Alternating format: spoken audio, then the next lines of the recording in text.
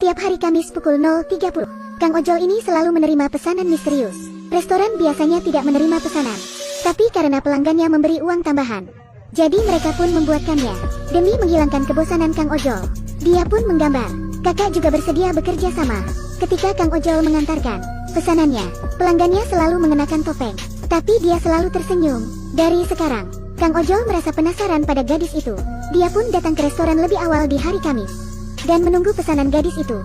Tapi hari ini gadis itu memesan lebih awal dan tidak ada bonus tambahan. Setelah mengetuk pintu untuk waktu yang lama, gadis itu tak merespon. Dia mendengar suara dari dalam apartemen itu. "Aku mendengarmu ada di dalam." Kang Ojol mengira gadis itu sedang bercanda. Tapi saat pintu terbuka, mata gadis itu terlihat ketakutan. Gadis itu juga mencubit tangannya dengan keras, sehingga membekas di tangannya. Dalam perjalanan pulang, Kang Ojol merasa ada yang salah. Dia pun kembali. "Buka pintunya, aku tahu kamu ada di dalam." Suara Kang Ojol membangunkan tetangga. "Ada keributan apa tengah malam begini? Aku mengirimkan makanan." "Mana makanannya? Tadi sudah diambil gadis itu." "Memangnya ada orang di sana? Rumah itu sudah lama kosong." Tetangga itu berkata bahwa dirinya sudah lama tinggal di sini dan tak pernah melihat ada orang di rumah itu. Kang Ojol pun melapor pada polisi. Polisi pun segera datang ke lokasi kejadian. Tapi apa yang dia dengar selanjutnya sangatlah menakutkan. Agen properti berkata, pemiliknya adalah Mbak Kiki. Dia meninggal setengah tahun yang lalu, dan rumah ini sudah lama kosong. Polisi menganggap Kang Ojol sudah gila dan harus direhabilitasi. Dia bingung dan pulang ke rumahnya. Kang Ojol pun mengecek kembali nota pesanan. Tidak mungkin orang yang telah meninggal bisa memesan makanan. Dia pun berpikir dan berusaha mencari kebenarannya. Suatu hari, dia bertemu seorang detektif yang memesan jasanya. Kang Ojol pun menceritakan pengalamannya. Pengalaman anehnya menarik minat Mang Pokis. Dia menghubungi rekannya dan segera pergi ke tempat kejadian. Teh Polwan mencari rekaman CCTV. Setelah 7 hari kematian Mbak Kiki yang mengalami kecelakaan, ternyata hari itu ada pemakaman lagi. Dia menemukannya dari sumber yang sama, di situs web yang sama, dan memainkan game yang sama. Mereka terlihat sangat kebingungan, tapi sebagai polisi, mereka mencoba untuk tidak memikirkan itu. Lalu pergi ke rumah orang tua Teh Kiki. Ayahnya Teh Kiki adalah seorang pastor. Dia bercerita tentang putrinya yang meninggal dalam kecelakaan mobil. Ibu Teh Kiki merasa terpancing. Dia terlihat rapuh dan selalu gugup, dan pernah bermimpi putrinya akan kembali. Kasus ini sangat membingungkan. Tapi kemudian mereka mengingat tentang masker binatang. Mereka pun kembali ke TKP. Benar saja, di sana ada satu kemasan masker. Sidik jari pun dikumpulkan. Setelah perbandingan, sidik jari itu milik seorang gadis bernama Neng Linlin. Polisi pun mengunjungi rumahnya. Keluarga Teh Linlin sangat kaya, dan rumahnya sangat mewah. Ayahnya, Abah Uban adalah pengembang real estate, dan dari istri mudanya, dia memiliki seorang putra bernama Cheng Nana. Mang Pokis melihat Cheng Nana sedang bermain game. Hubungan Cheng Nana dan Neng Linlin sepertinya tidak baik. Menurut Abah Uban, putrinya telah menghilang beberapa bulan yang lalu. Tapi saat itu telepon berdering. "Kenapa tidak kamu angkat? Panggilan ini mengganggu." Teh Maya melihat ibu tiri sedang gugup dan mencurigainya. Pada saat ini, telepon berdering lagi.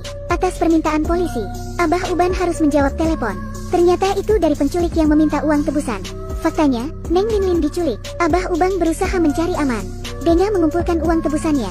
Tapi sekarang polisi tahu, dan dia tidak punya pilihan. Kemudian Abah Uban mulai bercerita.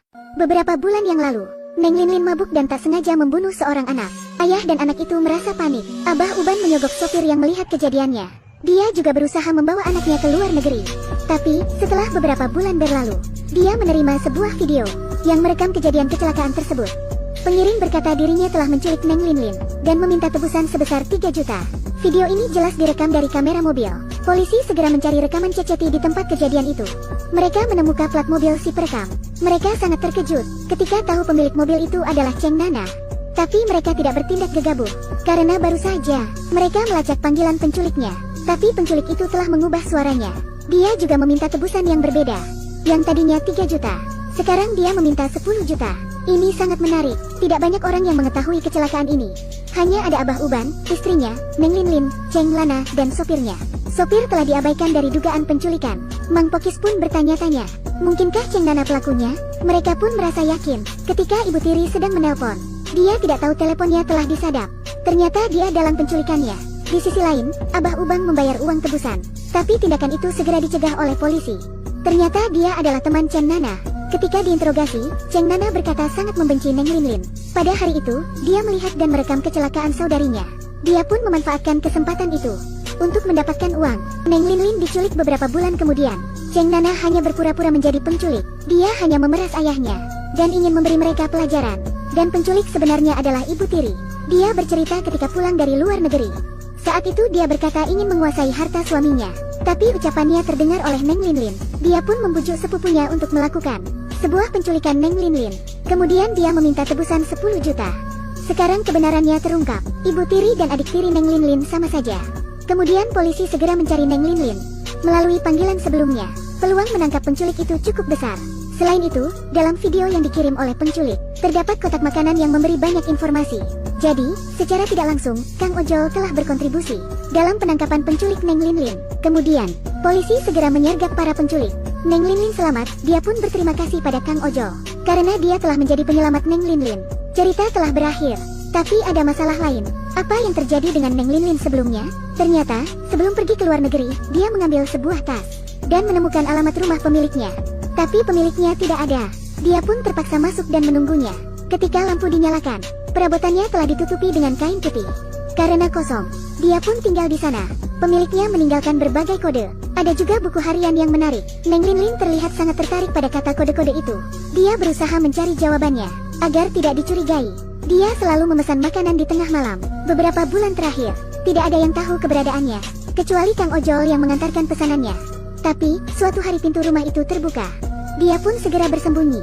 Ternyata itu adalah pemiliknya, ibunya Kiki. Dia berbicara sendiri seperti orang gila. Lalu Neng Linlin mendengar bahwa Mbak Kiki meninggal karena ditabrak seseorang. Kesedihan Ibu Teh Linlin menyentuh perasaan Neng Linlin. Setelah dia pergi, dia mencarinya di internet. Kemudian dia mempelajarinya. Ternyata selama ini dia tinggal di rumah seorang gadis yang telah meninggal dunia.